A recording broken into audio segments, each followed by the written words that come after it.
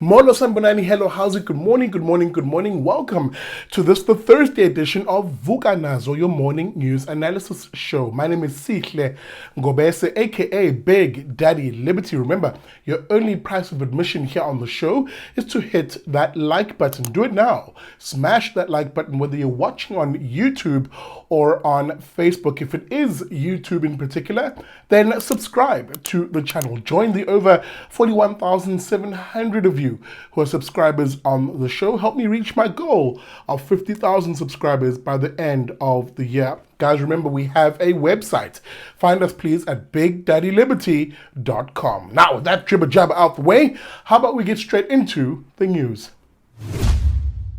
All right, I take you to Johannesburg in the first story this morning, where the shenanigans playing out in the Johannesburg Council are continuing. There is no mayor in that city even now. Of course, the sitting that happened yesterday collapsing, as I said. Of course, the speaker of the Johannesburg Council, a one rather loser of a character, Colleen Makubele, of course, of COPE, deciding, well, you know, there will clearly be no election of a mayor in that particular sitting, simply because the parties in that council couldn't agree, both in the ANC-EFF coalition and in the so-called Rainbow coalition of the DA, Action SA and other political parties, both camps effectively having their own disagreements. On the one corner of the ANC and EFF, they couldn't agree on who they wanted to replace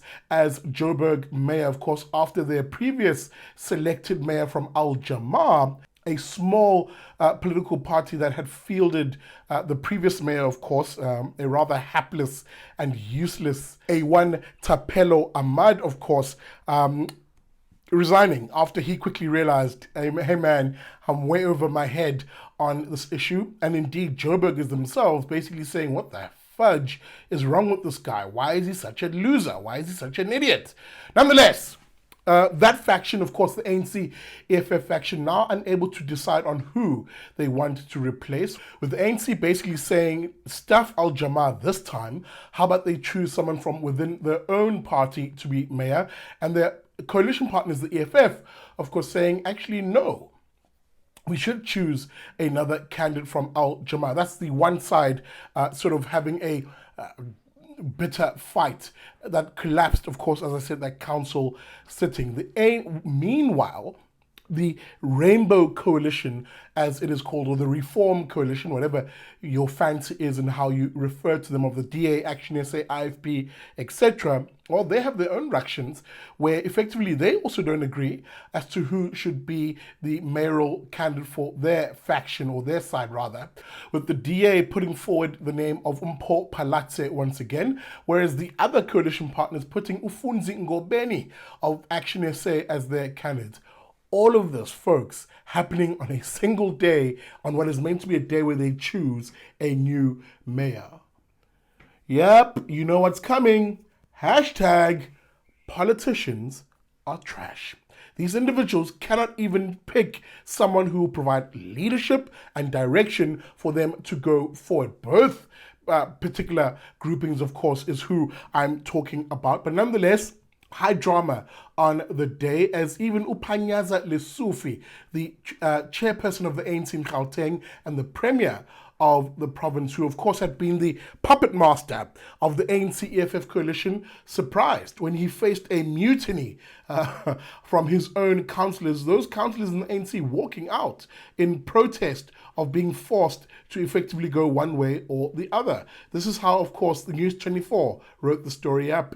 Now, ANC councillors in Johannesburg collapsed the election of a new mayor after Lesufi pleaded with them to give in to the EFF's demand that a member of a minority party be elected as mayor of the country's richest city. To the shock of Lesufi, who was seated in the gallery, ANC councillors revealed the dramatic infighting about who should be mayor by walking out of the council sitting, exposing major internal cracks. Now, as I conclude the story, you've got to understand this. There's two things that you need to draw from this. Number one, These council sittings are not cheap. They're not free. They cost as much as R500,000 to effectively convene. And the fact that the Speaker of the House, Colleen, the loser, Makubele, has now had to schedule another extraordinary sitting on Friday is yet another R500,000 that Joburgers, you, the faith, flag, family, and freedom citizens, the people in this country are barely making ends meet, you will now have to cough up another R500,000 so that these politicians can put their bums on seats in that council sitting. Costly affair. The second thing, of course, is this continues to bode ill, to look bad, to make South Africans more disappointed around coalition politics generally. If coalition politics are this messy, this disjointed, this disorganized at a local government level, what will they look like when we face the prospects of coalition governments in the provincial and the national elections next year? Is this what we're going to now see happen at a national level in Parliament? What does it bode for the country going forward? Are we going to see a situation where people actually reject the idea of coalition parties and either A, choose not to vote, or B, stick with the ANC, for example, so as to avoid these coalition type arrangements? These are prospects and possibilities of what can happen given how the opposition parties, when they've been given power to be in a coalition in particular, have fluffed it almost from day one. All right, I take you to Durban now. How? Here's the thing. You might be someone who is qualified. You have degrees, but you're unemployed, right? You're part of the 9% of qualified, or that is individuals who have tertiary degrees in this country, but who find themselves being unemployed. That 9%, of course, makes up a part of the broader near on 40% of South Africans who are unemployed. The frustration of unemployment, of course, being compounded by the fact that you submit CVs and nothing comes back. And you're probably wondering, what do I do, right? What do I need to do in order to get a job? Well, if a one independent online story is anything to go by of a certain deputy city manager, someone who also headed human resources at the eThekwini Municipality, a one Kim Makatini cited in the story, well, then you can just effectively fake your qualifications and get the job.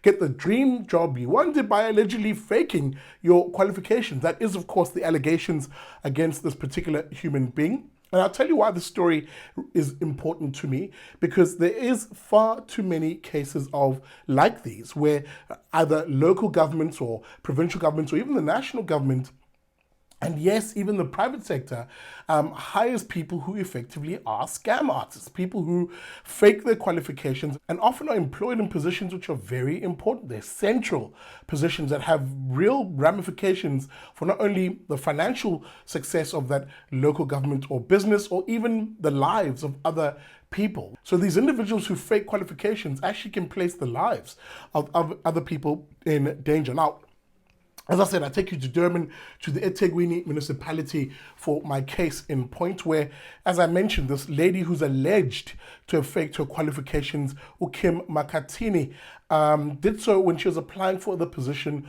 of head of human resources. This is what the Independent piece wrote about the story. Now, of course, the Independent led an investigation into Makatini, who is the head of human resources at the eThekwini Municipality. At the time, Makatini flatly denied that she did not possess the qualifications she had recorded in her CV and on the online application when she applied for the position of head of resources.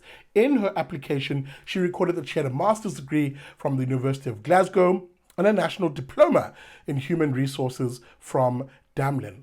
Now, here's the thing. Here's where it gets interesting. As I said, the eThekwini Municipality itself launched an investigation into these qualifications and the claims she made and found the following in a report. Now, in a report, an internal report by the CIIU, that of course is an acronym for the City's Integrity Committee Investigations Unit, it found that Makatini doctored her qualification and it recommended disciplinary action be instituted against her for misrepresenting her qualification. Now, Makatini herself, I must say this, these are allegations against her and she has every right to question the allegations and to disprove them and effectively clear her name. But again, when she was approached by the newspaper for comment, I think her response is a bit awkward and odd. This is what she said about this. Now, approached for comment, Umakatini questioned why the independent media was interested in her qualifications, adding that she had the qualifications which were verified by the municipality. She's quoted as having said, "I filled a form here at work for me to have them do the verification,"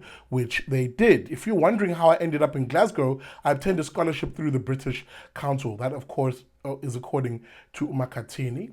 However, that claim that she's making is a bit odd when the CIIU, the unit itself that did the investigation, itself claims that she refused to sign the documents which would have allowed them to verify the qualifications with the university in Scotland. So there's a few shenanigans happening there which require, as I said, this to be investigated further. So why does this story matter? Why are you covering the story, Big Daddy? Well, I'll tell you why it matters. The eThekwini municipality is in an absolutely shambolic state, where the mayor of the city itself had even openly said that he has issues with the work ethic of some of the employees. In this, particularly, he was talking, of course, about the cleaning staff, which he called, quote, lazy. There's that article where he had said that. I always ask myself the question, how are you calling people lazy when you're the ones who are employing them? Who is doing the employment? Are those people qualified to do their jobs? Are you hiring people who are fit for purpose? And clearly, if this story is anything to be said, there are issues within the municipality's human resources department.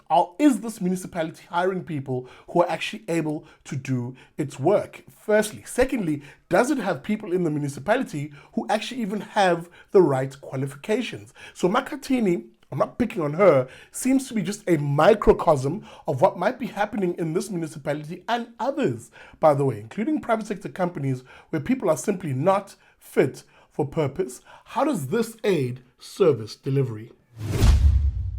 All right, that's it for this episode of Vuka Nazo. Guys, do me a favor. Head on over to the website at bigdaddyliberty.com and support the work that we're doing. Basically, 75 Rand a month is more than enough to help me keep going here, as we also look to launch a few campaigns that see me hit the road and be out and about. So your financial support will be greatly appreciated there at our website at bigdaddyliberty.com. Thanks for watching. Remember, all the links to today's stories are in the descriptor of the video, so make sure you find those. And of course, get in touch with us. Give me your story suggestions and I'll provide the analysis that you love and you'll get nowhere else. With that being said, I'll see you tomorrow bright and early for another episode of Vuka Nazo.